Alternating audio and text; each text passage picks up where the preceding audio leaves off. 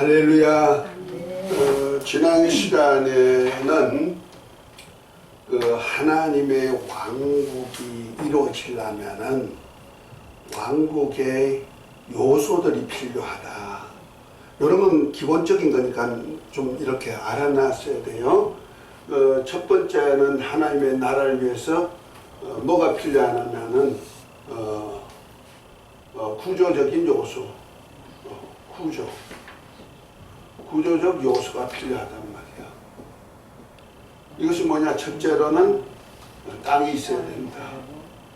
둘째는 백성이 있어야 된다. 셋째는 왕이 있어야 나라라고 말한다. 나라의 구조죠.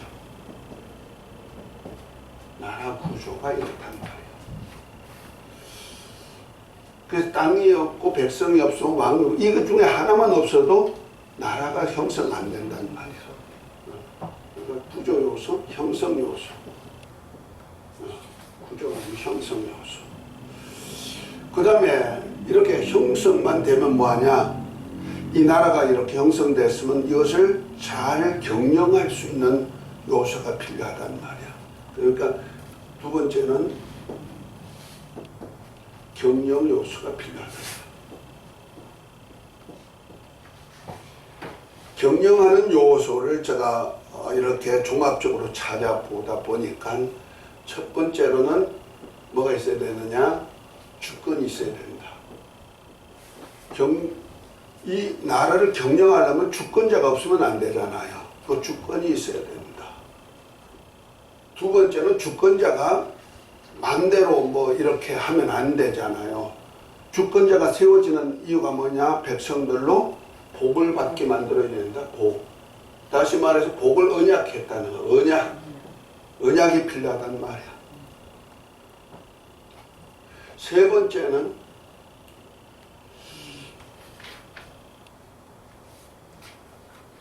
그 다음에 세 번째는 이 복을 지키기 위해서는 뭐가 필요하냐면 질서가 필요한 거예요.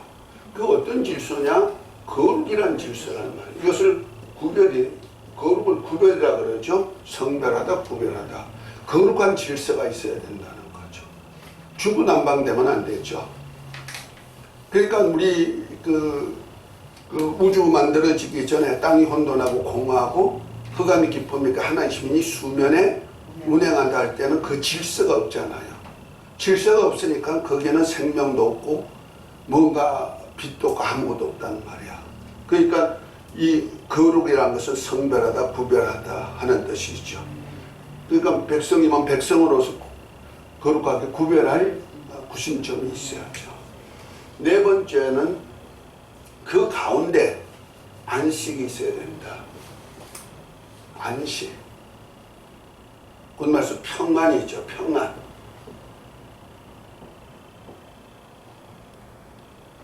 그러니까 안식 없는, 평안이 없는 나라라면은 불안하죠. 요즘 뭐 소련이나 우크라이나하고 전쟁 일어나고 있잖아요. 지금 소련도 그렇고 우크라이나도 그렇고 전쟁을 하는 나라나 전쟁을 당하는 나라나 지금 안식이 없단 말이야. 백성들이 얼마나 불안해요. 툭 하면 그냥 아파트에다가 또 학교에다가 뭐 쇼핑센터에다가 미사일을 터뜨려 버리니까 백성들이 어디 갈래도 겁나는 거야. 안식이 없다는 말이야.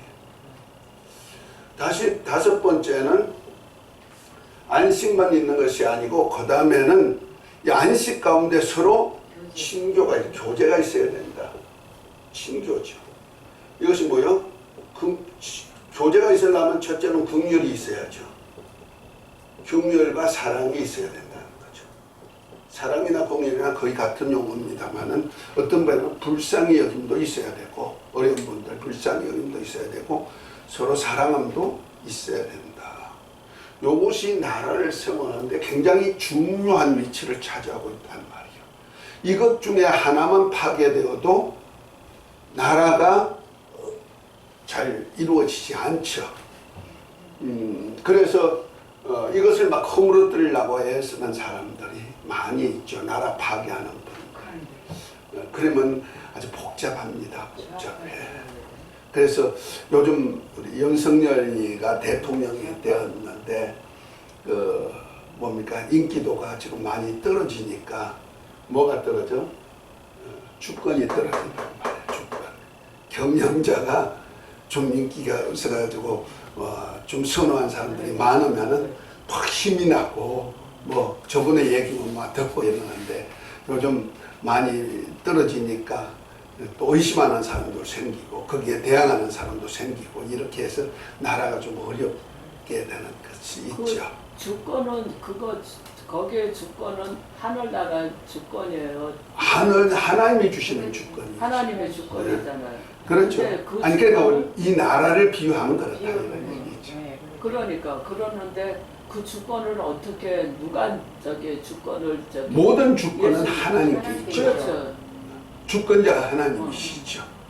그러니까 유일하신 주권자의 안에서 이제 이루어지는 거예요.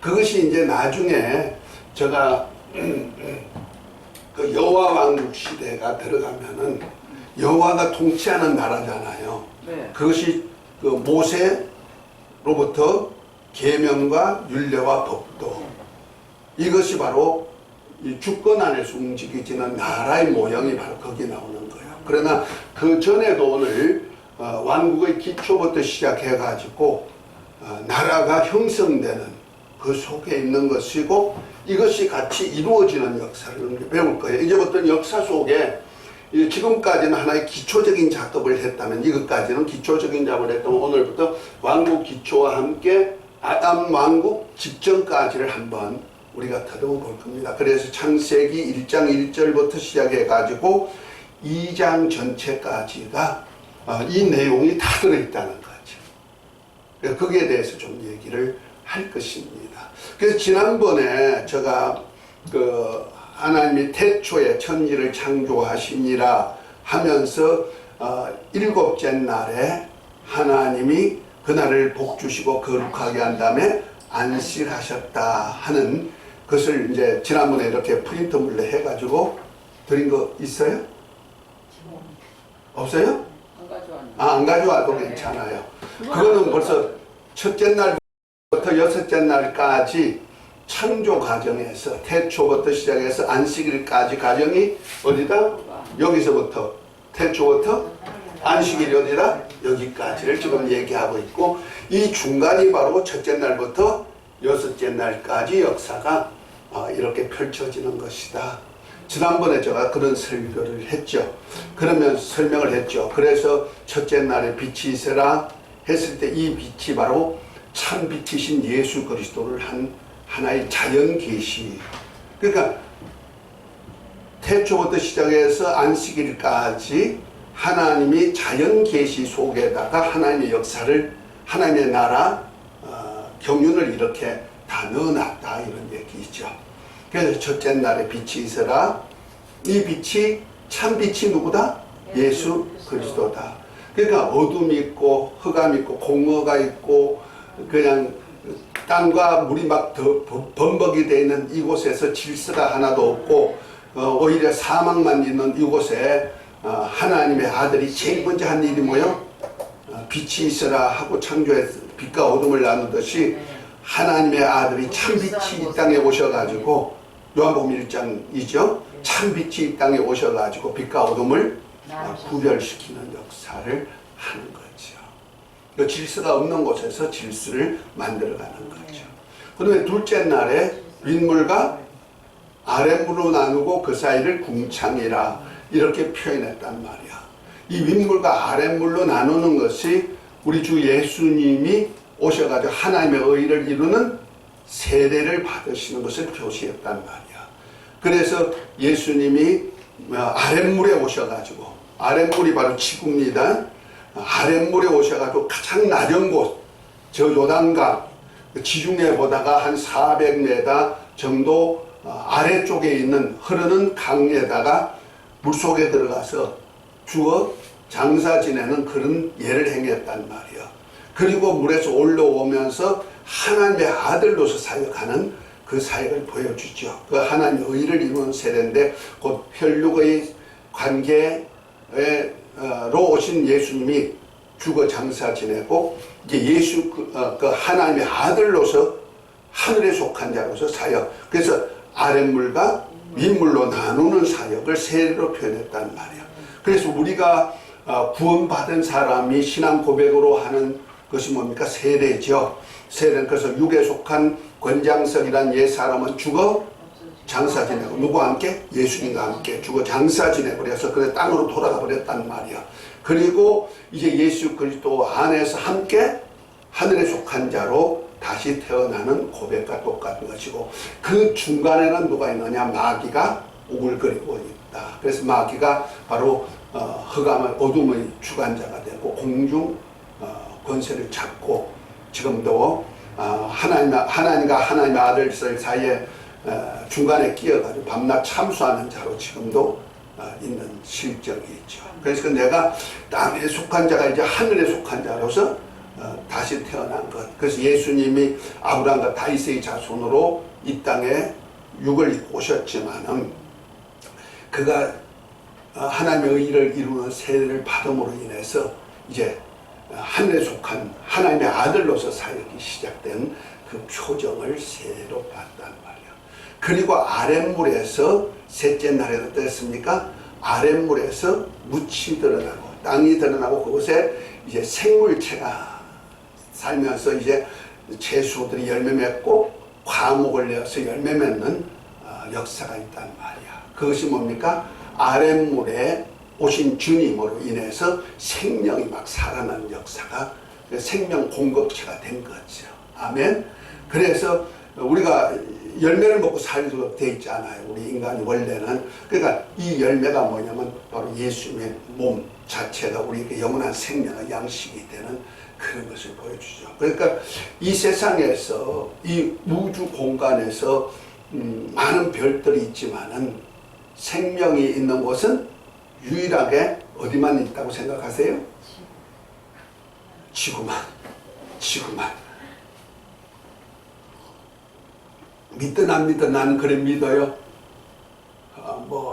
저 다른 별나라에 이티가 있는지 뭐가 있는지 모르지만은 어쨌든 그건 나는 생명이 없다. 저는요 그걸 이해하면서 이 지구가 있는 이유가 뭐냐? 하나님의 아들이 오시기 위한 오셔가지고 우리에게 생명을 주기 위한 하나의 그 역사를 위해서 하나님의 구속사의 역사, 하나님의 나라의 역사를 이루기 위하여서 택함받은 유일한 장소가 바로 지구라는 곳이라는 거죠. 하나님 아들이 해에 오시라고 해를 만든 거 아니고 달에 오시라고 달을 만든 거 아니고 어느 별을 만들어가지고 별의 왕자가 되려고 오신 것이 아니고 오직 하나님의 나라를 세우고 우리 인간을 구원하는 구속사를 펴시기 위해서 유일하게 지구에다가만 생명을 두었고 이 생명이 있는 곳에 와가지고 살리는 사역을 하게 하기 위해서 택했다는 거죠. 그래서 하나님의 눈길이 어디 있을까? 하나님의 눈길은 멀리 있는 거 아니요.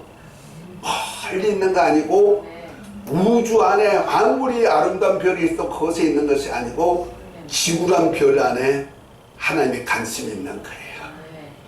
지구란 별 안에서도 아무데나 관심 있는 거 아니요. 중동의 아주 작은 마을 그 베들레헴에서부터 시작해가지고 이제 요단강에서 세례받으신 그곳에 제일 낮은 곳까지 낮은 곳에 오신 예수님의 관심을 가지고 예수님이 세례 받으시고 물에서 올라올 때 저는 내 사랑아들이요 내 기뻐하는 자가 선포가 이루어지는 거잖아요. 아멘. 그러니까 하나님 아버지 관심은 오직 그 가장 낮은 곳에 오신 예수님 그분으로 인해서 우리에게 주고자 하는 생명이 있기 때문에 그렇단 말이에요. 그래서 저와 여러분들이 하나님의 아들의 생명으로 거듭날 수가 있고 아들의 생명으로 영생할 수가 있고 아멘. 그러니까 그 생명을 주시고 저 셋째 날에 아랫물에서 묻이 드러나서 생명이 있는 열매를 맺게 하는데 그 열매가 바로 하나님의 씨란 말이야. 아멘. 그 다음에 넷째 날에 뭡니까? 바다의 물고기 공중에 새를 만들어 놓고 복을 주어서 생육하고 번성하게 하는 역사를 이루었죠. 그러니까 바다라는 곳과 공중이라는 곳에 이렇게 구분을 시켜가지고 바다에도 생육 번성이 있고 공중에도 생육 번성하는 것이 있다. 곧 땅에 속한 자와 하늘에 속한 자가 생육 번성하는 역사가 이루어진다. 이해가 됐습니까? 영적으로 해석을 하는 겁니다. 영적 의미를 부여하는 겁니다. 그 다음에 다섯째 날에는 넷째 날에 해와 달과 별을 했구나. 해와 달과 별을 만들어 놓고 어두운 그 하늘나라 궁창에다가 탁 박아놨잖아요. 그것이 뭡니까? 예수 그리스도로 인해 가지고 우리가 하나님의 나라의 스타가 될 수 있는 아들들을 만드는 역사가 있단 말이야. 셋째 날에 아들로 생명을 주고 넷째 날에 이를 성신을 만들고 하늘에 비추게 만들었듯이 고린도전서 15장에 보면 우리가 부활한 후에 받을 영광에 대해서 말하면서 해의 영광이 따로 있고 별의 영광이 따로 있고 별과 별의 영광이 따로 있다 한 말씀대로 하나님의 아들들이 받을 그 영광을 별로 표현한 거예요. 아멘. 그래서 하나님의 아들 예수님도 자신을 계명성으로 표현했죠. 새벽별로 표현했단 말이에요. 그럼 우리도 또한 하나님의 아들들을 별로 표현하고 있는 거예요.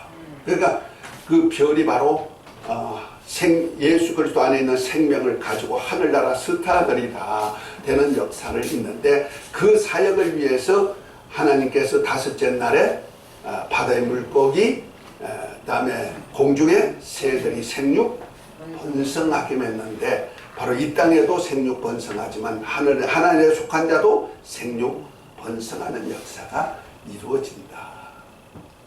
그 다음에 여섯째 날에 하나님께서 모든 생물체도 만들지만은 육축과 우양과 그 다음에 짐승과 사람을 만들었단 말이야.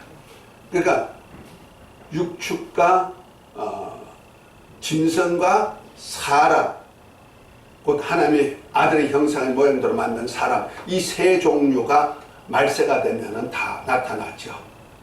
그래서 짐승이 누굽니까? 짐승, 그 계시록 13장에 보면은 적그리스도를 짐승으로 말하죠. 바다에서 올라오는 짐승, 그것이 적그리스도죠. 그 다음에 땅에서 나오는 짐승, 그 거짓 선자죠. 그 적그리스도와 거짓 선지자, 그 무리들이 나온다는 말이에요. 짐승 무리들도 나온다. 그런가 하면은 또 뭐야? 우양들이 뭡니까? 하나님께 제물로 이렇게 드리는 제물이 되는 거예요. 하나님께 제사 드리는 제물들이 되죠. 그러니까 하나님께 드릴 수 있는 사람들도, 쓰임받을 사람들도 나오고, 또 누가 나옵니까? 하나님의 아들의 형상의 모양대로 만든 사람도 나오는데 이들이 누구냐? 그리스도와 함께한 후사, 하늘나라를 유업받을 수 있는 사람들이 나옵니다.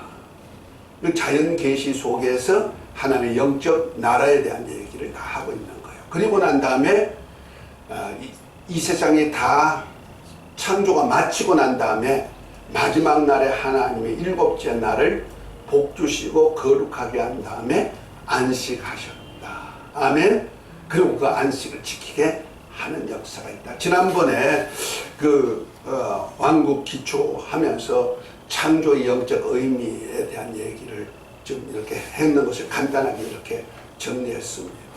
그러면서 이제 오늘 왕국 기초를 하는데, 왕국 기초가 창세기 1장부터 시작해가지고 2장까지가 왕국의 기초가 된다고, 아담까지가 왕국의 기초가 된다는 말이에요. 그러면 뭐가 있어야 돼요? 땅이 있어야 되고 백성이 있어야 되고, 또 뭐가 있어야 된다? 땅이 있어야 되고 백성이 있어야 되고 왕이 있어야 된다는 말이야. 하나님은 그래서 창세기 1장과 2장은 이걸 만드는 사역을 하는 거예요. 자, 그러니까 땅은 어디요? 우리가 사는 지구죠. 하나님의 역사를 이루는 지구죠. 이 지구가 이제 하나님의 이 땅에다가 나라를 세우고자 하는 땅이란 말이야.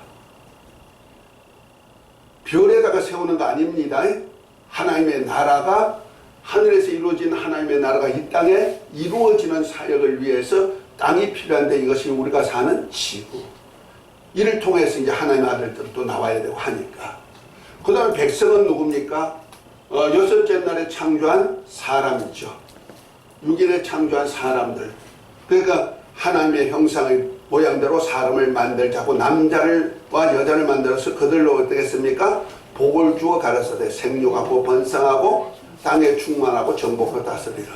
이 하나님의 백성이죠. 6일째 창조한 인간이죠. 그 다음에 그 중에 왕은 누구냐? 창세기 2장 7절부터 하나님이 흙으로 사람을 만드시고 사람의 코에다가 생기를 불어서 사람이 생명 곧 아담이 되게 만들고, 그것이 이제 22장까지 보면은 이제 하나님께서 이제 아담에게 모든 생물을 다스릴 수 있는 권리를 주죠. 그래서 짐승을 만들어 가지고 오면은 아담이 붙여준 그 이름이 곧 누구 이름이다? 짐승의 이름이 되었다. 그러니까 아담이 뭐요? 말 한마디가 왕의 말이 되었다, 이런 얘기죠. 그래서 왕으로서 인정하는 거예요. 그래서 에덴 동산은 왕궁이 있는 곳이에요. 왕궁. 거기서부터 내강이 쫙 흘러내리죠. 그래서 이제 4대강이 흘러나가는데, 그것이 어디 있나 했더니 하늘나라 예루살렘 성에 보니까 보좌로부터 그 예루살렘이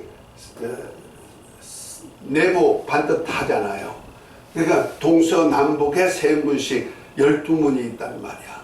근데 그 가운데가 보좌가 있는데 보좌에서부터 생명수가 쫙 흘러나오지, 동서남북으로 흘러나온단 말이야. 그것이 어디야? 에덴 동산을 그 나라에 대한 그림자로 세워놨다는 거죠. 그것이 바로 하나님이 왕으로서 다스릴, 그러니까 하나님과 어린 양의 보좌로부터 그 생명이 나오듯이 아담이 사는 에덴 동산에부터 내강이 발원제가 되어서 나오게 돼 있는 것이고, 그걸 통해서 사람들이 살 수 있는 것, 다스림의 장수가 되는 거죠. 아멘. 그래서 이것이 이제 나라 형성하기 위한 하나의 갖춰야 될 구조가 창세기 1장 3절부터 시작해가지고 7절까지가 완성이 되어갔다 하는 얘기입니다. 자, 그런 차원에서 다시 한번 봅니다. 그러면 경영하려면은 이 나라를 경영할 요소가 있어야 되는데, 이 모든 것을 누가 이끌어갑니까? 하나님이 절대 주권에 의해서 이끌어 가시죠. 누가 개입해요? 못하는 거예요. 너 아담 되라 하니까 아담이 되는 거예요. 그렇죠? 너 뭐가 되라 하니까 뭐가 되듯이 이 주권자가 필요한데, 이 주권자를 누구로 세웠나? 땅의 주권자를 대리자로 아담을 세웠단 말이야. 아담이 땅의 주권자가 된 거죠. 그래서 아담이 땅의 임금이 되는 겁니다. 원래 하나님이 주권자인데 하나님께서 그 주권을 누구한테 맡겼다? 아담에게 맡겨가지고 아담이 땅의 임금이야. 땅의 임금. 임금으로서 그 언어에 권세를 준 거예요. 너 소가 되라 하면 소가 되고 말이 되라 하면 말이 되고. 그렇죠? 주권이 있어요. 그리고 하나님께서는 거기다가 또 언약을 했죠. 뭡니까? 생명과와 과일들 주어가지고 뭐라? 먹어라. 뭐 하려고? 생명과를 먹으면 영원한 생명을 얻죠. 그 다음에 다른 과일도 육체를 위해서 먹죠. 그렇죠? 과일이 옛날 육체의 생명이니까. 그렇죠? 육체의 양식이니까. 그러니까 에덴에 있는 모든 과일은 내가 임의로 먹어라. 그 중간에는 에덴 중앙에는 생명과도 먹을 권리를 줬죠. 그러니까 육체가 살 권리, 영혼이 살 권리. 이 산다는 것만큼 복이 행복한 거 어디 있어요? 제가 요 근래에 와서 좀 몸이 조금 약해지는 것을 느껴요. 좀 무리해가지고 그러는지 여기 일할라, 신학교 가서 강의할라, 또 글 좀 쓸라, 또 덕적도 가면 덕적도가 좀 일이 좀 심해요. 누가 도와주는 사람이 없으니까. 완전 아주 육체 노동 일이죠. 안 하다가 했더니 엄청 아프던데, 작년에는 엄청 아팠는데 그래도 그냥 우리 목사님들하고 좀 같이 누리려고 애쓰고 힘써가지고 했는데 금전에는 또 뭐 바깥쪽에 좀 꾸미느라고 또 하다 보니 또 땅도 조금 넓혀 놓으니까 아니 그 공연이 또 우리 집 사람은 갈 수가 없으니까 여보 뭐 좀 심어 뭐 좀 심어 그 말하기는 쉽지만 실제 심는 사람은 힘들더란 말이야. 그래서 그림도 제대로 못 줘가지고 풀도 제대로 못 쳐가지고 풀밭이야. 그래도 그냥 예초기 가지고 대충 쳐가지고 있는데도 하나님은 열매 몇 개 만드시네. 아주 실하진 않아도 어쨌든 간에 힘이 좀 드니까 몸이 약하더라고요. 약해가지고 아프니까 아유 뭐 좀 일하려니까 일을 못 하겠는 거예요. 힘이 없어가지고. 그래서 할 수 없으니까 우리 아이들이 우리 아빠 그냥 있으면 힘이 빠져가지고 안 되겠다 싶어서 가지고 아이들이 돌아가면서 그냥 고기를 사주는데 육고기를 사줘가지고 매일 먹으라는 거야. 매일 없이 먹어야 되는데. 그래서 저 지난주부터 시작해가지고 육고기를 조금씩 먹고 또 여기 와서 주일날 저녁 시간에는 먹으러 가 그래가지고 아이들 데리고 또 일부러 또 아이들이 끌러 가요. 그러고 나니 이제 좀 힘이 나는 거예요. 아, 먹어야 되는구나. 안 먹고는 살 재간이 없구나 하는 것을 느껴보는 거예요. 그런데 어쨌든 간에 과일은 우리 육체의 양식이 되는 것이고 생명과는 영혼의 양식이 되는 거잖아요. 그죠? 이것이 복이다. 다른 복이 없다. 그러니까 건강이 복이다. 그리고 오복 중에 이가 튼튼한 것도 복이라 그러잖아요. 왜? 잘 씹어 먹을 수가 있다니 먹는 복이 있단 말이야. 즐거움이 있죠. 이런 것들이 복을 언약했단 말이야. 그 다음에 하나 구별하신 것이 있어요. 뭡니까? 선악과죠. 선악과는 구별이에요. 하나님이 이것만은 거룩하게 구별한 거야. 너 이것만은 먹으면 안 돼. 구별이에요. 이것을 잘 이해하면은 성경이 보여지는 거예요. 왜 이렇게 했을까? 우리는 이 먹으라는 것도 하나님의 명령이요. 먹지 말라는 것도 명령이요. 그렇죠? 명령이 뭐요? 우리를 살리는 생명이 되는 거예요. 그래서 요한복음 12장 49절 50절에 보면 뭐랍니까? 내가 한 말은 내 말이 아니고 아버지 말씀인데 나는 아버지 말씀이 명령이요 명령이 영생인 줄 아노라. 그러니까 우리를 영원히 살게 하기 위해서 먹어라 먹지 말라 명령하신 거예요. 아멘. 그러니까 먹으라 한 거 안 먹으면 살아요? 죽어요? 죽어요? 죽어요. 그럼 먹지 말라고 것을 먹으면 어떻게 돼요? 죽어요. 이렇게 돼 있는 거예요. 그런데 먹으라는 것은 하나님이 우리에게 복을 언약한 거야. 영원한 생명의 복을 언약한 것이라면은 먹지 말라는 것은 뭐예요? 이건 내가 구별한 거야. 이것만은 안 돼. 했던 거예요.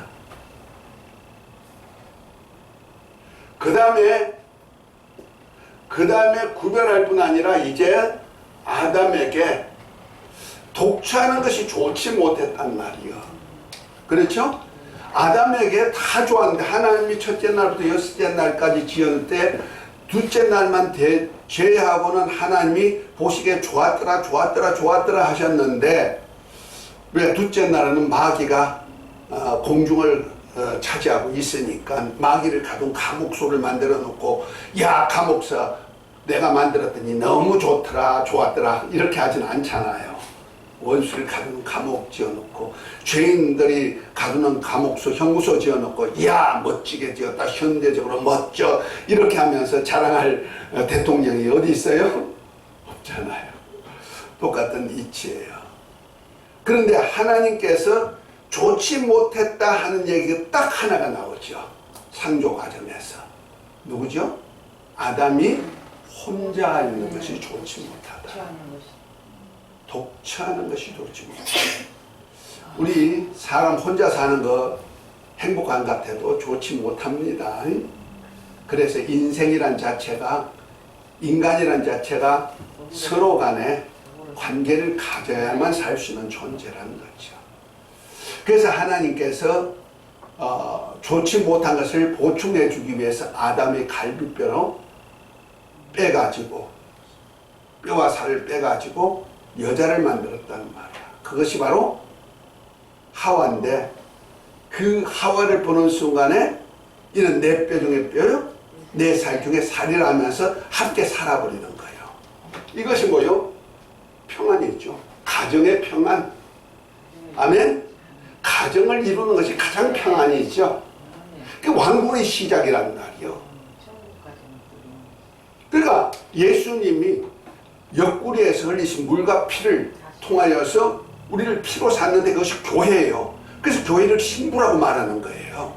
그래서 예수님이 몸이란 말이에요. 예수님은 머리고 교회는 예수님의 몸으로서 신부니까 한 가족을 이루는 거잖아요.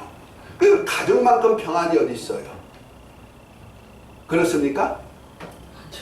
그래서 안식이라는 것이 하나님의 가정이다 하는 얘기예요. 그래서 하나님의 환경이다 이렇게 표현하는 거예요. 안식이. 그러니까 하나님의 평안을 가진 평안은 한 환경을 뭐란다? 안식이라 한다. 그러니까 아담이 에덴 동산이 그 아름다운 곳에 살아도 좋지 못했는데 혼자 사니까 좋지 못했는데 아담의 옆구리에서 나온 뼈로 여자를 만들어 줘서 아담에게 딱 붙여주니까 아담이 너무 행복해 하더란 얘기죠. 맞습니까? 여러분 안 그러나 모르겠다. 왜 어떤 분은 얼굴이 좀 찡그러지나요? 나는 행복한데.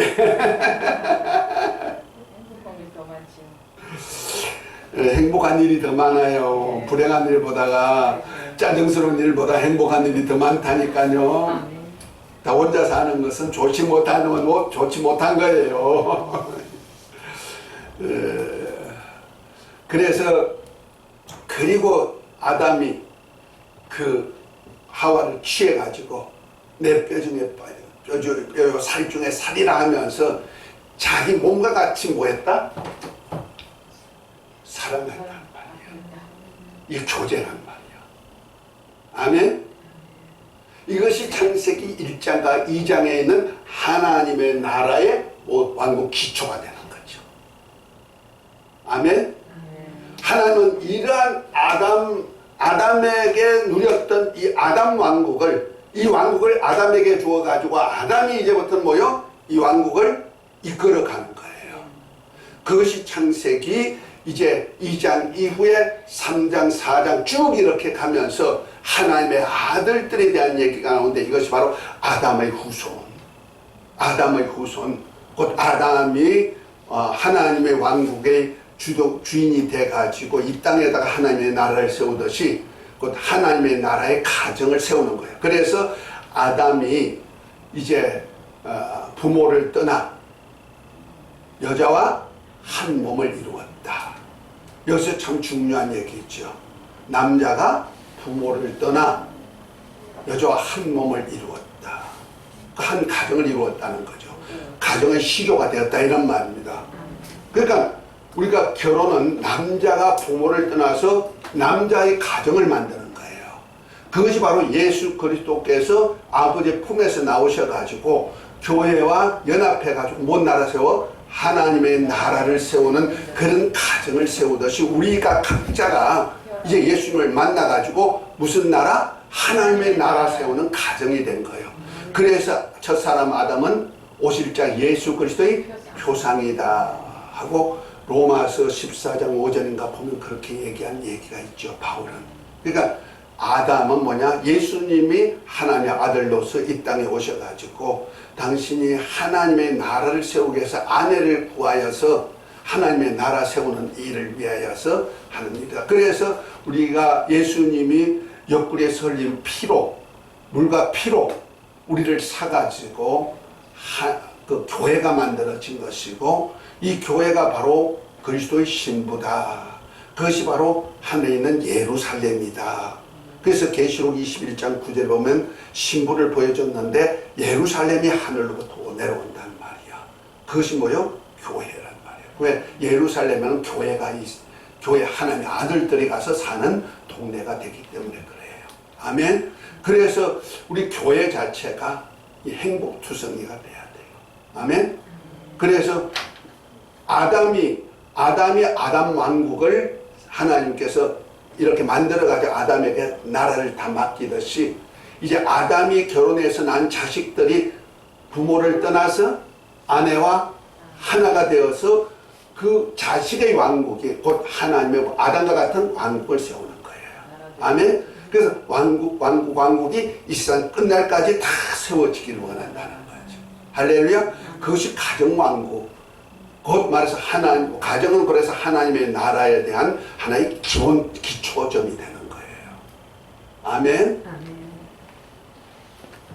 자, 이것이 바로 왕국 기초 작업을 창세기 1장과 2장에 나온 얘기다. 그리고 그 왕국을 이제 이끌어갈 책임이 이제 누가 있다?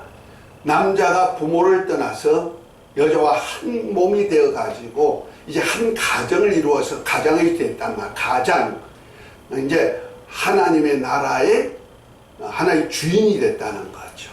그래서 아담이 세상 임금이 된 거예요. 아멘. 그 세상 임금이 되었기 때문에 아담과 같은 임금 역할을 하는 하나님의 아들들이 많이 나오도록 하는 역사를 만들어내는 일을 아담에게 임무를 주었어요. 그 아담과 하와가 하는 임무가 그거예요. 그래서 아담이 이제 하와를 갖다가 나중에 범죄했지만 그러나 하와를 갖다가 산자의 어미라 하면서 저를 통해서 하나님의 아들들이 오실 통로일 뿐 아니라 많은 아들들이 하나님의 아들과 같은 아들들이 날 수 있는 어미로 삼으신 거예요. 아멘. 그래서 아담의 씨가 하와를 통해서 나오는 거예요. 우리가 이제 구속사에 들어가면은 더 깊이 연구할 것입니다만은 저 구속사 섭리를 써보면은 여섯째 날에 창조한 사람과 아담과 하와를 제가 이렇게 구분시킨 그 신학적인 논쟁들을 다 많이 얘기해놨어요. 그런데 특이한 것은 그 창세기 4장에 보면은 아담의 후손이 가인과 아벨이 나죠. 그것은 두 아들이 낳은 거예요. 그 분명해요. 그런데 두 아들 중에 이제 가인과 아벨이 하나님께 신앙했죠. 다 신앙심이 있어요. 그 하나님께 제사 드린다는 말이에요. 그런데 하나님의 아벨의 예배는 받고 가인의 예배를 안 받으시니까 가인이 시기가 나가지고 동생 아우를 죽이잖아요. 아우를 죽이고 묻어버리니까 하나님이 가인아 내가 나 얼굴을 보지 못하리라 하고 하니까 내가 이제 하나님의 낯을 뵈지 못한 적 물은 나를 만나는 자가 나를 죽이겠나이다 이런 얘기가 있죠. 그랬더니 하나님이 아니다 너를 죽이는 자가 죽이지 못하도록 생명의 7배를 표를 해주마 해가지고 표를 받아가지고 간 곳이 노 땅에 가가지고 아내를 취하여서 유명한 자식들을 생산하는 거예요. 유명한 자식들이 탄생하는 거예요. 자 여기서 우리가 아주 성경에 민감한 얘기를 지금 하고 있는 거예요. 난의 구절이기도 하고도 한데 이거는 이 영적 세계를 알면은 잘 알 수 있어요. 하나님이 얻고자 한 것은 오직 아담의 가족이에요. 아담과 하와를 통해서 나온 가족인데 그러면 가인이 아우를 죽여버리니까 이제 자식들이 더 이상 생산 안 됐단 말이에요. 셋이 나올 때는 140세에 이제 셋을 낳았으니까 그 전까지는 자식이 없었다 생각하면 되는 거예요. 그런데 이제 여자에 대한 얘기가 안 나오니까 그러면 가인의 아내는 누굴까? 가인의 아내는 누굴까? 이런 의문점이 나오죠. 그러니까 어떤 사람은 아담과 하와가 인류의 조상이고 시작이니까 아마 아담과 하와가 가인과 아벨 맞는 것이 아니고 딸도 낳았을 거고 그 딸과 살아서 이렇게 살지 않았나 이런 추측도 하고 있는 거예요. 그러나 그렇게 하지 않고 성경에 보면은 창세기 6장에 보면 하나님의 아들들이 사람의 딸들의 아름다움을 보고 결혼을 해가지고 자식을 낳는데 고대 유명한 용사가 나온단 말이에요. 유명한 사람들이 나오거든. 그러나 하나님의 신이 없다. 그 하나님의 신이 성신이 아니고 영이 없는 사람이다 이런 얘기요. 여섯째 날에 만든 남자와 여자는 암수 개념을, 그래서 원어를 찾아보면요, 여섯째 날에 만든 남자와 여자는 암수 개념이에요. 그러나 창세기 2장에 남자가 부모를 떠나 여자와 한 몸이 되었다 했을 때는 암수 개념이 아니고 남녀 개념이에요. 그래서 영어에도 그 창세기 1장 26절에 남자와 여자를 메일, 페메일, 그 짐승으로 표현했다. 암것, 수컷으로 표현한 거예요. 그러나 창세기 2장에 남자와 여자를 man, woman 이렇게 표현해서 영어로도. 이렇게 영어를 보면 확실하게 나오고 원어도 달라요. 이렇게 우리말은 뭐 남자와 여자 똑같이 취급하는데 원어는 다르다는 말이야. 그러니까 최초로 영이 있는 사람은 아담 한 사람이 있죠. 그래서 제가 논쟁을 한 것이 있어요. 여섯째 날에 창조한 남자와 여자가 그 영적 존재라면은 하나님이 영을 누구에게 불어주었을까? 남자와 여자, 아이가 탄생한 거 아닙니다. 어른을 만들어가지고, 어른이 생육 번성할 수 있는 어른을 만들어줬는데 흙으로 하나님의 형상 모양대로 만들어가지고 생기를 넣기 전에 생육 번성하게 했단 말이야. 짐승도 똑같죠. 흙으로 만들어가지고 생육 번성하게 했죠. 그 육체에 움직임이 있단 말이야. 호흡으로 숨 쉴 수 있는 사람이 되었다 이런 얘기죠. 생육 번성하고. 그것이 바로 짐승이란 표현과 똑같은 암수로 표현하고 있다는 거예요. 그러나 아담에게는 뭐야? 하나님이 흙으로 사람을 만드시고 사람의 코에다 생기를 불어시니 그가 생명이 된 자가, 사람이 생명이 된 거예요. 흙이 생명이 된 거 아니에요. 이걸 해석을 못하니까 사람들은 여섯째 날에 만든 사람이 아담과 하와야. 뭐 보편적으로 이렇게 얘기하니까 그렇게 넘어가는데 신학적으로 들어가면 아주 무서운 얘기가 나오는 거예요. 엄청난 이단 사상이 나온다는 말이야. 한 예를 들어서 하나님이 흙으로 이렇게 하나님 형상의 모양대로 이렇게 미라를 만들었다 이 말이야. 만들고 그 코에다가 후 해가지고 그가 살아서 생명으로 활동하는 사람이 되었다. 그러면 후 해가지고 미라에다 후 해가지고 활동하는 생명이 되었으면은 아담이, 그것이 아담이라는 거예요. 그러면 하와는 어떻게 만들었어요? 하와도 똑같이 흙으로 하나님의 형상의 모양대로 만들어가지고 코에다가 후 해가지고 활동하는 여자가 되었다. 그러면은 하나님이 생기를 몇에게 부었어? 둘. 그러면 영이 두 종류가 있다는 것이 되는 거예요. 사람의 영으로. 그렇다면 아담의 원죄 얘기는 나올 수가 없죠. 이 신학적으로 아주 심각한 얘기예요. 그리고 왜 하와가 먼저 죄지었는데 사단이 되려고, 지가 하나님 되려고 선악과를 먹고 남편이 먹어서 이제 같이 죄 짓게 됐는데 로마서 5장에 보면은 한 사람이 범죄함으로 모든 사람이 죄인 되었고 한 사람이 죄로 죽었으므로 모든 사람이 죽음에 이르렀다. 이렇게 얘기하잖아요. 그럼 한 사람이 누구요?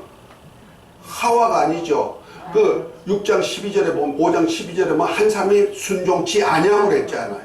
그러면 하와는 순종 안 한 거 아니야? 지가 하나님 되려고 먹었고. 그렇죠? 그러나 아담은 뭐요? 하와가 갖다 주니까 그냥 모르고 먹었는데 불순종이 되어버린 거고.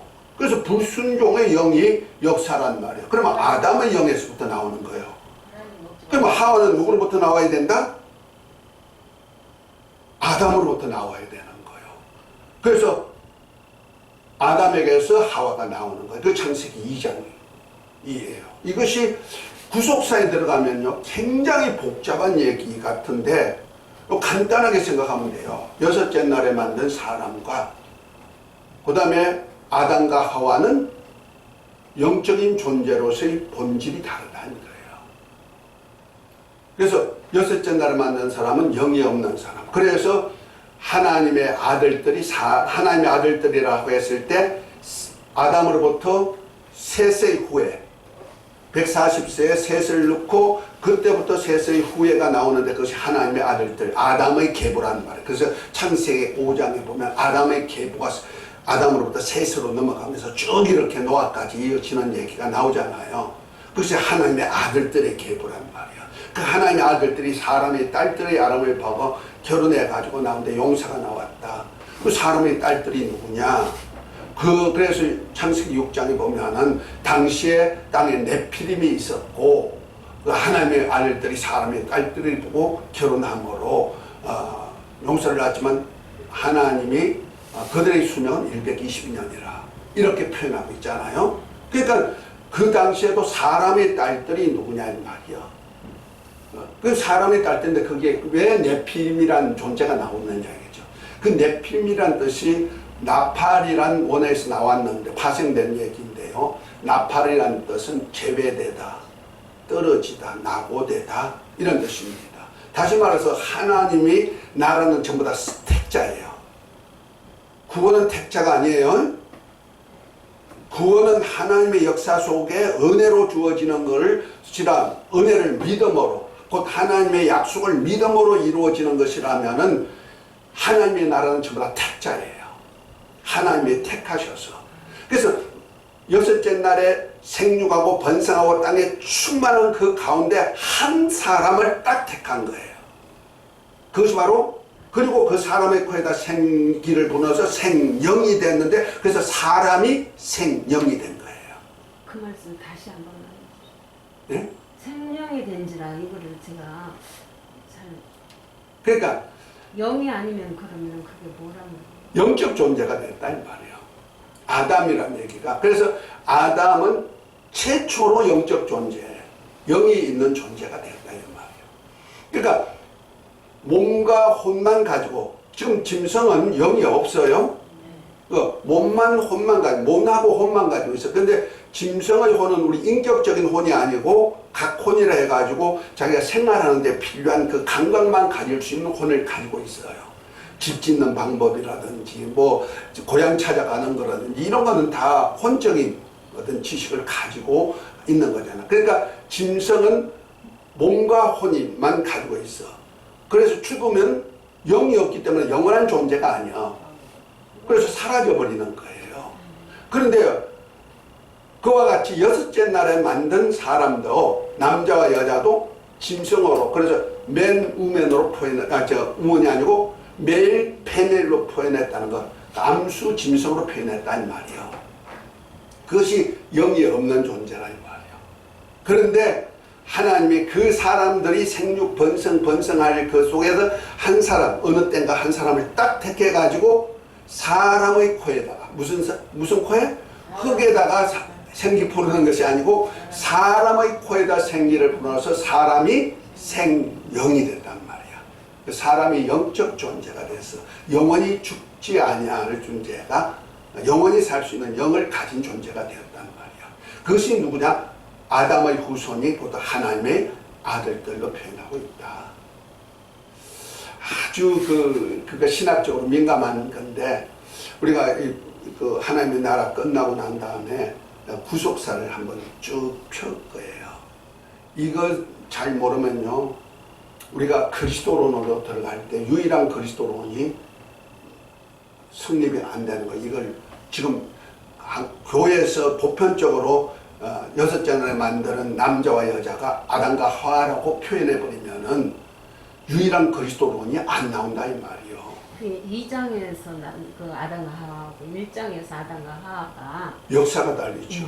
그래서 그런지 기간이 제가 다르죠. 그거를 이해를 못했었거든요. 예. 그래서 어떤 사람은 1장을 확대한 것이 2장이다. 이렇게 하는 사람들인데 그거는 원어상으로도 안 만든 거니까 이건 같은 사건이 아니에요. 역사가 달라요. 그러니까 6째 날에 생육 번성한 그 과정에서 한 사람 딱 택했다. 그래서 한 사람이 에덴을 두고 독처했다. 독처했다. 왜 처음부터 남자와 여자를 만드는데 왜 독처라고 말하겠어요? 처음부터 만든 것이 남자와 여자가 아담과 하와라면은 왜 독처했다고 하겠어요? 아니죠. 근데 이런 용어들이 다 조합적으로 보면은 시대적으로 조금 차이가 있다. 역사가 좀 다르다. 그 창세기 1장 26절에 남자와 여자의 역사와 아담과 하와의 역사적인 차이가 있다. 시간적인 차이가 있다 하는 것이 나오죠. 그래서 만약 그 아담과 6째 날에 창조한 남자와 여자가 죄를 범했다. 그러면 아까도 얘기했지만 하와는 사단적인 죄를 범했고 아담은 불순종의 죄를 범했단 말이야. 그랬으면은 여자의 죄는 사단적인 죄가 영이 그대로 물러나야 될 것이고 아담의 죄는 불순종의 죄가 그대로 이제 유전돼 나와야 돼가지고 사단적인 불신앙 죄와 불순종 죄가 지금도 그렇게 와가지고 사단적인 죄는 절대 용서할 수가 없거든요. 용서할 수 있는 그리스도가 필요하지 않는 거예요. 사단은 멸하는 것만 남았죠. 그리고 구원이란 것이 여자는 구원받지 못하고 남자만 구원받는다. 이런 얘기가 나올 수밖에 없는 거고 또한 보십시다. 여자에게 생기를 붓고 남자에게도 생기를 같이 부어가지고 그들이 활동할 수 있는 생명이 됐고 이것이 아담과 하와라면은 범죄했을 때 구원을 시킨다. 그러면 그들 구원시킬 그리스도가 몇이 돼야 돼요?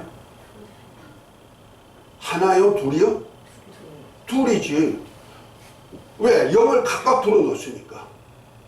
아담에게 남자에게 불어넣고 여자에게 불어넣고 그래서 활동할 수 있는 영적 존재가 되었다. 그러면은 영을 둘 불어넣었으니까 만약 둘 다 범죄했으니까 그 죄에서 구원하려면 그리스도가 최소한도 둘은 나와야 된다는 거예요.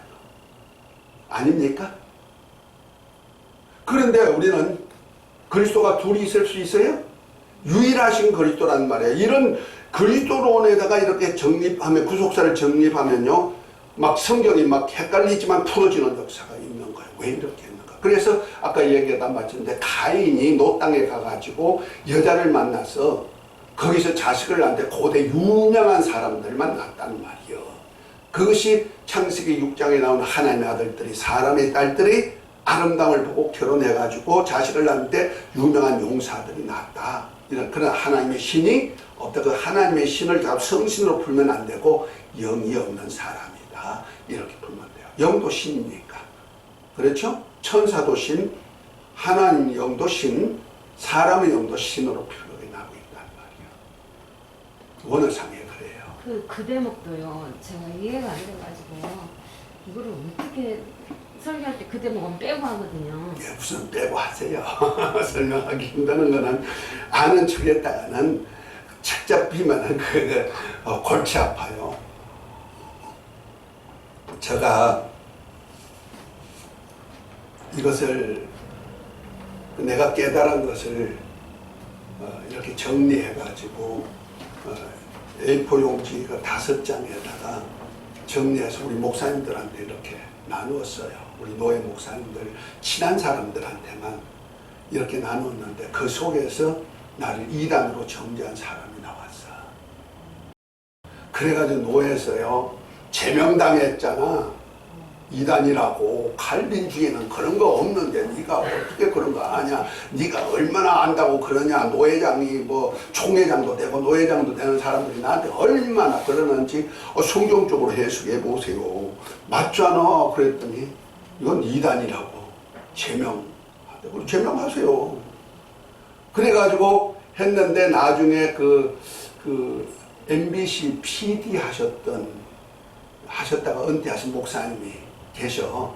그 목사님이 나를 부르더니 권 목사님 논리적으로는 100% 맞아. 성경적이요. 그런데 목사님은 그냥 성경에 있는 깨달은 것만 가지고 얘기하다 보니까 이렇게 이단 시비가 된 거야. 그러니까 신학적인 배경만 있으면 돼 그러더라고. 이해가 됐습니까? 그러니까 아무리 깨달아도 신학적인 배경이 없으면 안 돼. 그래서 내가 신학적인 배경을 집어넣어가지고 쓴 것이 그 구속사예요. 그래서 책이 두꺼울 수밖에 없는 거예요. 신학적 배경 넣어가지고.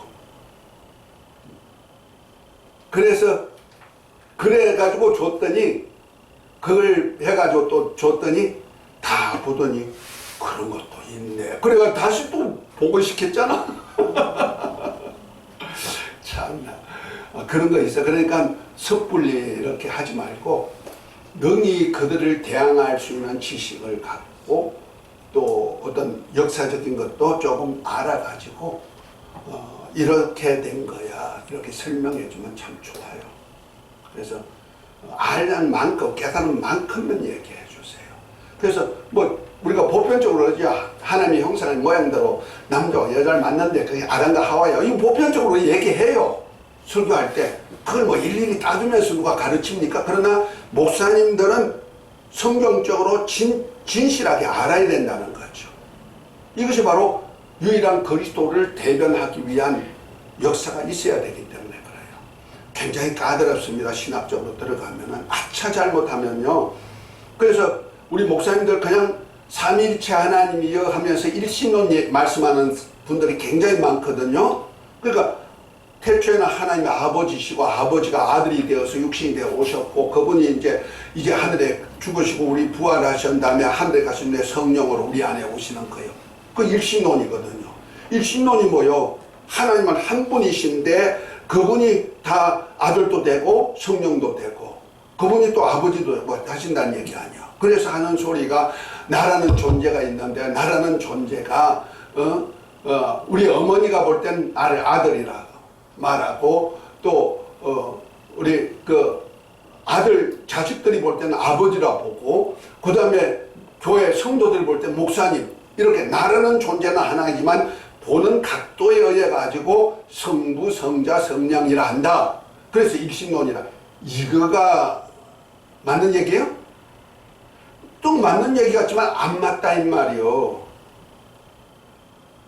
삼위일체라는 건 태초부터 성부 하나님의 실존 인격이 계시고 성자 인격이 계시고 성령의 인격이 각각 독립되어 있는 인격이 하나로서 언제나 함께하고 있음을 얘기하는 것이 삼위일체란 말이에요. 그러니까 하나님 아버지가 아들이 될 수가 없고 아들이 성령이 될 수가 없다는 말이에요. 그러다 보니까 아버지가 아들이 되어서 죽는다 하니까 하나님은 죽었다. 신은 죽었다. 이런 헛소리가 나오는 거예요. 신이 죽은 것이 아니고 하나님의 아들이 인자로 오셔서 그 인자가 죽으시는 거예요. 그래서 우리가 예수 그리스도론을 할 때도 신성과 인성을 확실하게 구분한다는 것이 신학적으로 얼마나 중요한지 몰라요. 이런 것들이 이제 삼위일체로 내가 책 쓴 속에 다 들어있는 거예요. 하도 논쟁되는 얘기들이라 제가 이렇게 참 우리 목사님들도 그렇고 우리 신학교에도 이해하게 하려고 저도 많이 헷갈렸던 거니까 그렇게 한 거예요. 그러니까 이와 같이 우리가 그 하나님의 구속사라든지 이렇게 그 또 하나님의 나라에 대한 것도 이런 차원에서 좀 알아가지고 하나 둘 정리해 나가면은 성경 전체가 보여질 것입니다. 할렐루야. 잠시 쉬고 식사하신 후에 그 다음에 또 5시간 갖겠습니다. 수고 많이 하셨습니다.